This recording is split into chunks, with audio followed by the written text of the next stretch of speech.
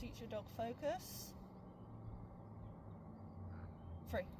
You got to make sure that they follow a lure, so then it's easy to put them into positions. You also want to make sure that they have a release command.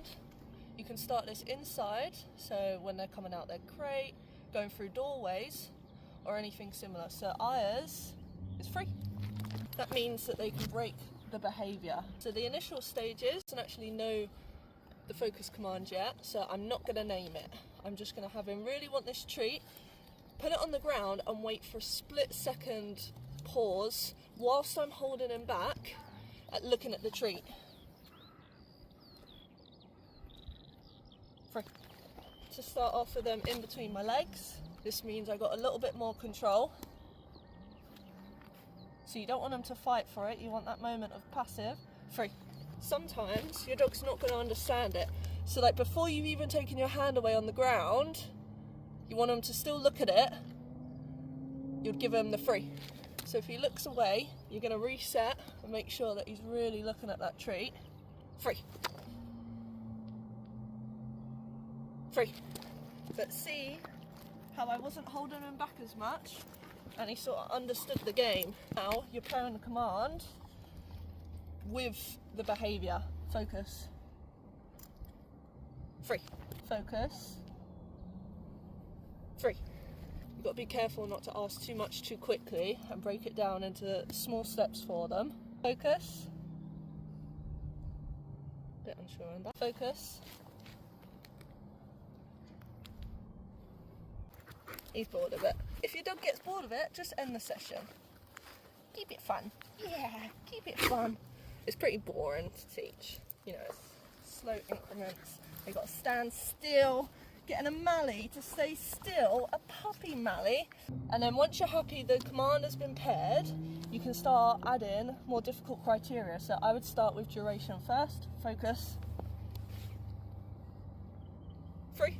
You'd want to break that down into segments, so maybe like 1 second, 2 seconds, 5 seconds. You break it down as small as possible. You have to be a bit like calculated in these moments with it. And then you can start adding other criterias once you've gotten to about, I would say 15 seconds, but then ask for less time, like less duration. So if I'm adding a sound distraction, free. I'm not going to make them stare at it so long. Another criteria is getting them to do different positions whilst keeping that focus command. Sit. For all going into their line of sight. Free. Oh, but obviously if you get a rep wrong like that, it's okay. Just start again and build it back up. So I might not go all the way around. Free. You can also add distance if you're in somewhere safe and they can be off lead. Obviously make sure you're keeping an eye on where she's looking, you cheeky gal. So I don't mind her focus, sort of shifting her ears around or slightly moving her head, but I don't want that full head movement. No. See, the main thing is just keeping it fun for them. Free. The main thing I use this for is for simulating a veterinary inspection. Check them over safely and look for subtle signs of pain, and you can start introducing other people doing this, different locations, to then make the dogs a bit more comfortable when they're having these procedures or these examinations. I just think it's a really good skill to have.